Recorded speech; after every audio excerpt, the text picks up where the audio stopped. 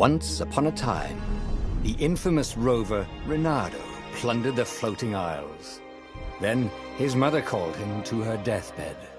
"Swear to me that you won't die on the gallows," she rasped. Reluctantly, he swore. And he whiled away his days at home with music, cards, and wine. But the Emperor had changed. He'd been good once, a shy, almost humble toad. He'd built universities. Then people started whispering about mass graves in the woods, midnight rituals, victims screaming. The Imperial Ravens would round up entire villages, and no one ever returned. The Ravens had come to Ubar scouting for ancient books said to be of great power. But the librarians had hidden the books, so they'd burnt the librarians. The citizens, outraged, had driven them off. The Ravens had come back with dropships. The kid had fled with one of those books. He was brave and dumb and wanted to join the rebellion. And Reynardo had promised his mother he'd protect him.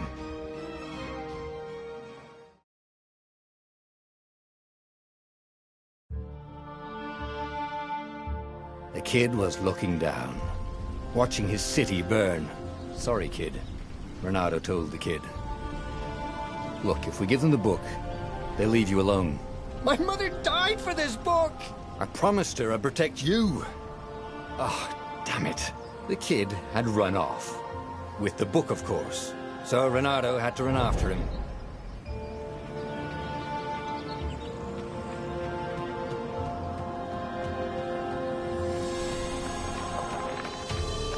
The two Ravens were staring at the kid like he was their dinner, which probably was what was in their tiny brains.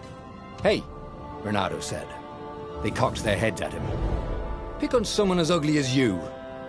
Wait, that didn't come out right. "For the Emperor!" The Ravens cawed and rushed at him.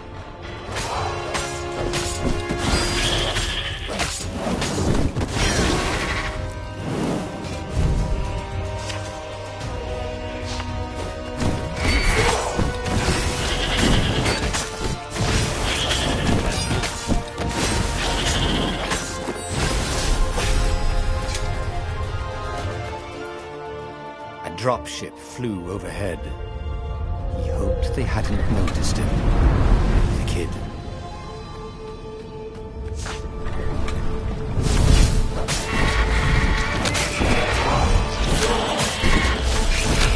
Oh, right. The Gate of Heroes. Someone's idea of a joke, making the Skyship docks a gated community. You needed a hero's sword to open it. And the kid was on the other side of the gate. "Who let you through? Promise me you'll take the book to the rebels, or I'm gonna steal your ship." "I'm not taking that damn book anywhere, and neither are you." "Try and stop me," laughed the kid. "I bet you don't even have a hero sword." And with that, the kid hopped away. Had to hand it to the kid. He was an idiot, but he had guts. Where was Reynardo going to get a hero sword? And perfect. A hero sword. QED. This is what he got for settling down and finding people to care about. The kid's mum had been a swell cook, and she'd laughed at Reynardo's jokes, even when he didn't know he'd made one. And then the Ravens had come to burn her. And she'd made him promise to protect the kid. But she never told him where the book was. Just the kid. He came up to a ledge. It was too far to jump. There'd been a bridge here before, hadn't there? And there was Peter, giggling at him. "How'd you get across?" he asked the kid. "Where'd you find a hook?" "I hopped," said the kid. Wise-ass kid. "Hey, look out behind you!" "Cute," said Reynardo. Ah, Ravens.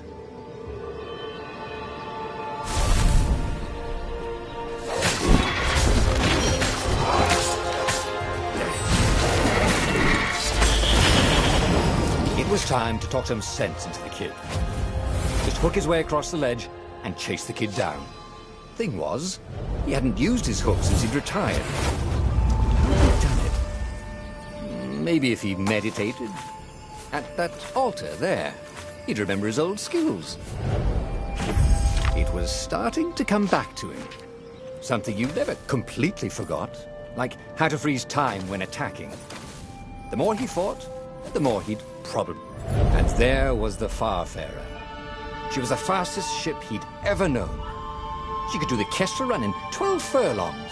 Oh, so the salesman had told him. And something told him the kid was about to walk into an ambush. "Stop!" he shouted. "I'm not giving you the book!" shouted the kid, and took off. "No! Peter!" The kid ran for it, and a goblin nailed him with its eyeball.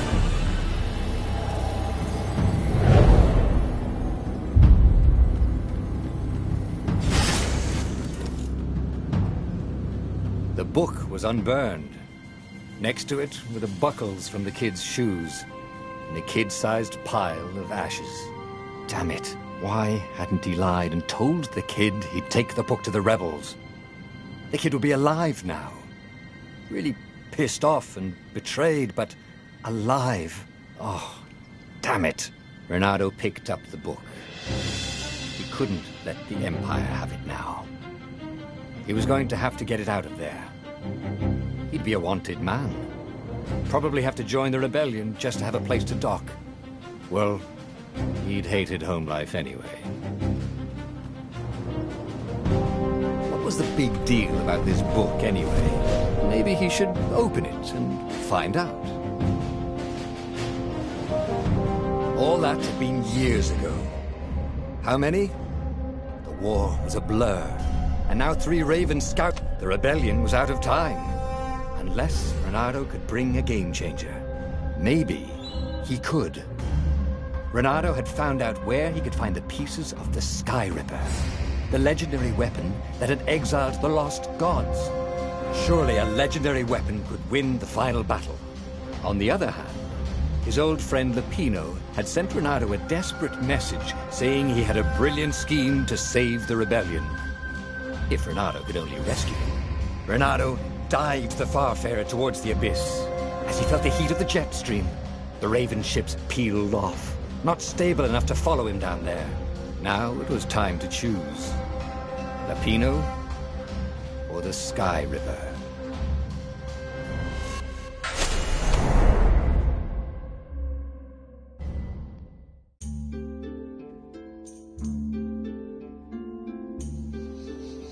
Lupino had apparently managed to confuse the judge by arguing that he hadn't actually stolen a winged horse. He'd only sold it.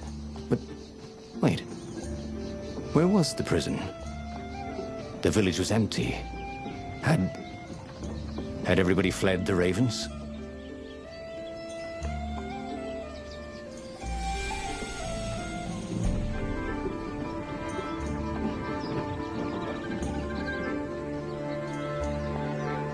People were frightened these days.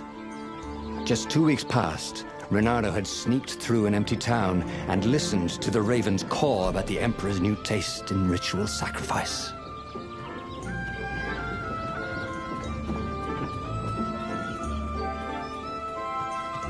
He wasn't that good. Yet.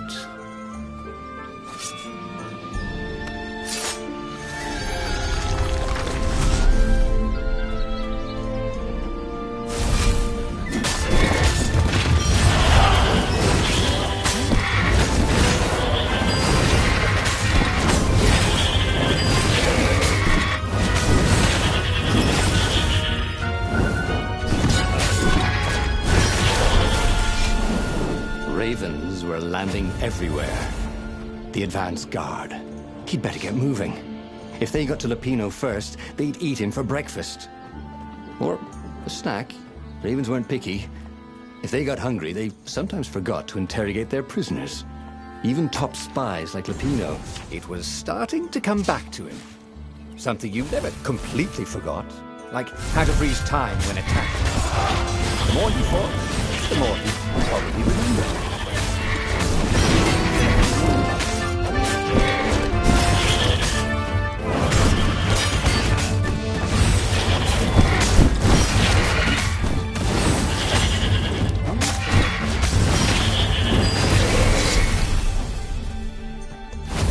ready to become faster, stronger, bolder.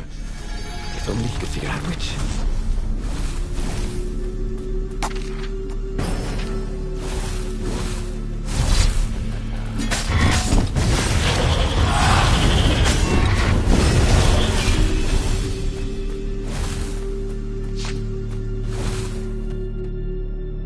Dirty and bloody, Renato finally reached Lupino.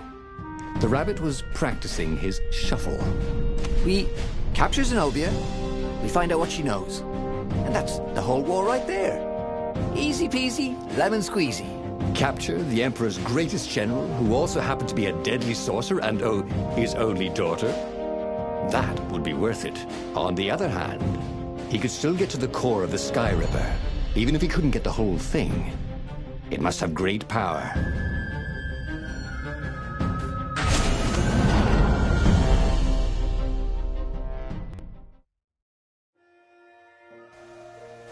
It's beautiful here, thought Renato. He was thrilled to be back with his old war buddy. He'd missed the man-rabbit, but something was not quite right. And this is why heroes are called dashing, Renato thought. See? Dashing? Get it?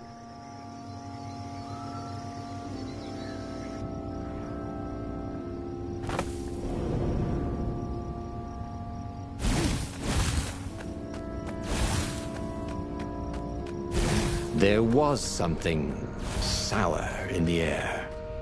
Like the earth had ruptured over something that had been fermenting for a very long time. I'll just have a dash, thought Renato.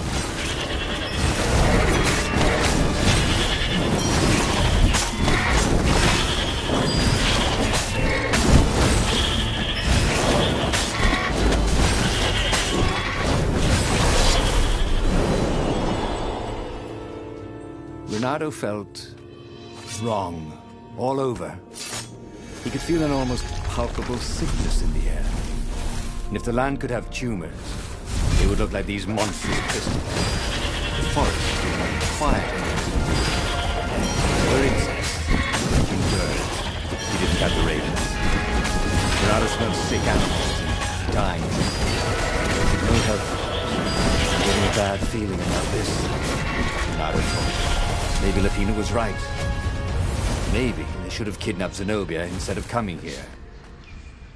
As he held the radiant icosahedron, Renato felt queasy, like dozens of tiny worms. Tell you what, said Lupino. I'll take it to the observatory. You attack the Imperial outpost. The Imperial outpost was a vital communications node. Taking it could shatter the Empire's ability to coordinate. And it would be full of secret plans and maps and maybe even rebel prisoners. It was a good target for a hero like Renato.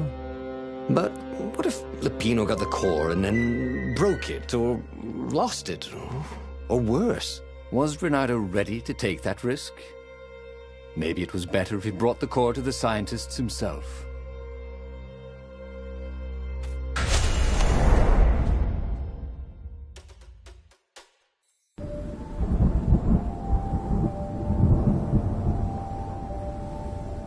As Lupino vanished into the wilds of the Nexus, Renato vaguely remembered Lupino had a baby daughter, didn't he? And he told her mother he was going out to get some Easter eggs, and he'd never come back. But Renato was relieved not to carry the core anymore. He was already feeling better. And who knows, maybe this time Lupino would get it right. And if Renato could take the outpost, he'd have access to all the Empire's communications in this sector. Right?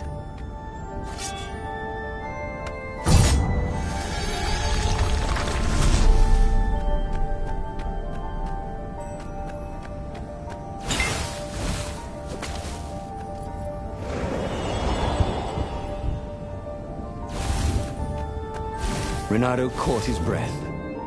His joints still hurt, but he couldn't feel the poison in his system anymore.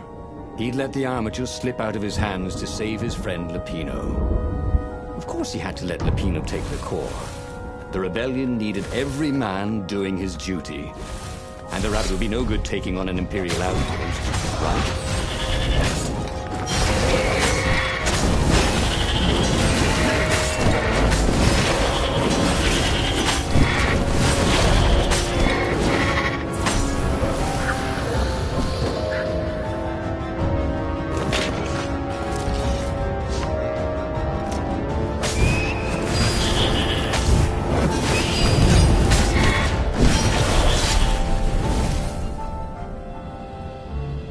Reynardo took the outpost with a song in his heart.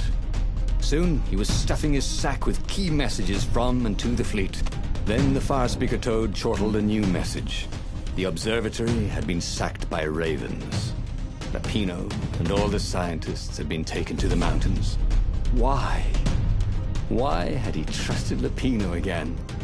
And now the Empire had the core. Reynardo hailed the rebel base to warn them. But their far-speaker didn't crouch back. Was the base under attack too?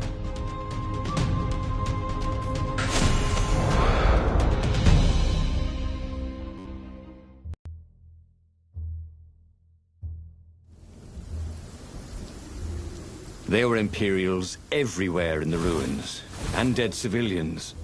The Ravens were killing everything in sight. Reynardo was relieved to see no rebels among the dead.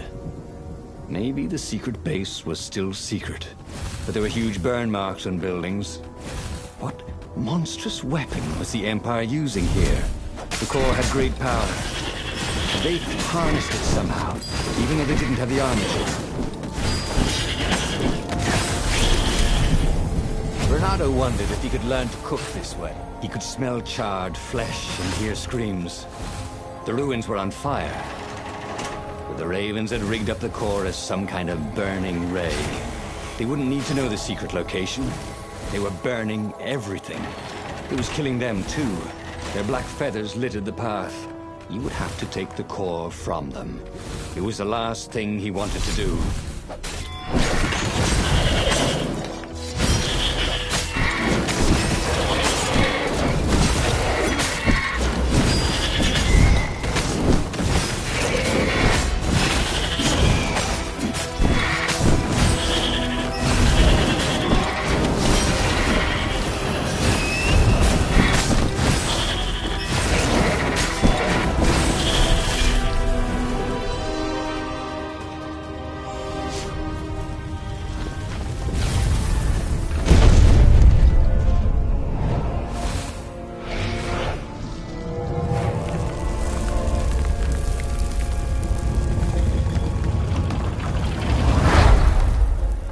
As the last Raven fell, Reynardo felt worse than he ever had.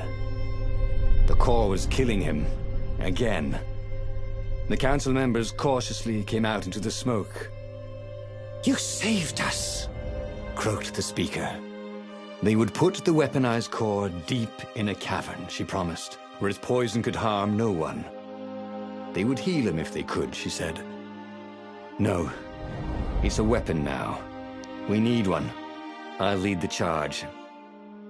"It will kill you," croaked the speaker. "I guess it already has," Reynardo said. She bobbed her head gravely. "When all this is over," she said, "we'll name our new capital city for you." He flew towards the Imperial fleet, a myriad ships in disciplined formation, waiting for the signal to destroy the rebellion forever. Behind him, the rebels were charging. If he failed, they would die. And so the final battle began.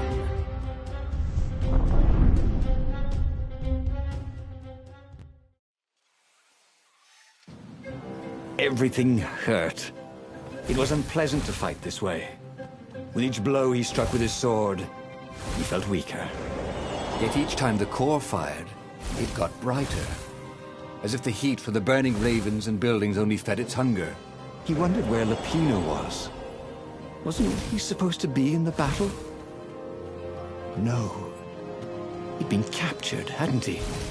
Oh, Reynardo's mind was smoky now, like the burning fleet. He hoped this wouldn't take long. The platform used a hybrid propulsion system fueled by anti-gravity and wishful thinking.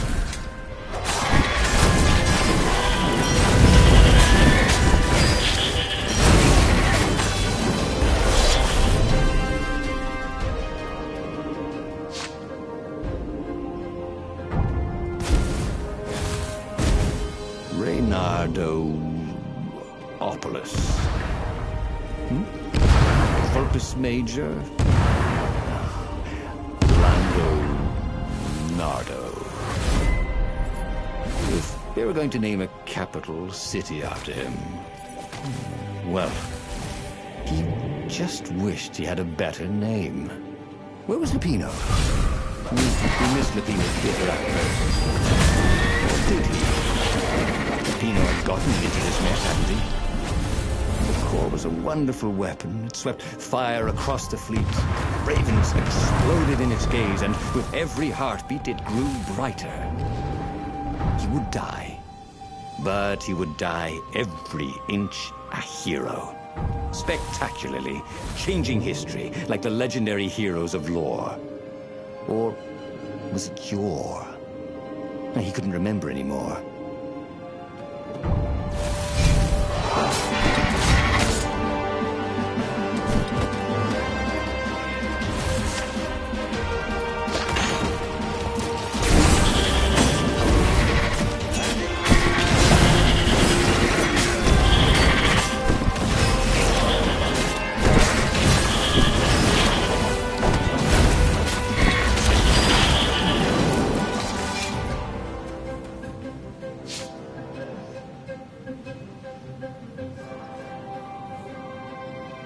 Reynardo fell to his knees. The Emperor's bodyguards were lined up before his ship. Fierce ravens, all. And Zenobia. She was conjuring. He could not take another step. All he could do was fire the core. The ravens, Zenobia, the ship, all burst into flames, disintegrated, and blew away. So they had one, after all. The core grew brighter. He shielded his eyes, but he could still see it through his sleeves and through the flesh of his arm. And then he felt heat, as the fire grew to consume both fleets. And then he felt nothing. Okay, that was weird. He could have sworn he just died. Instead, he was on the Farfarer,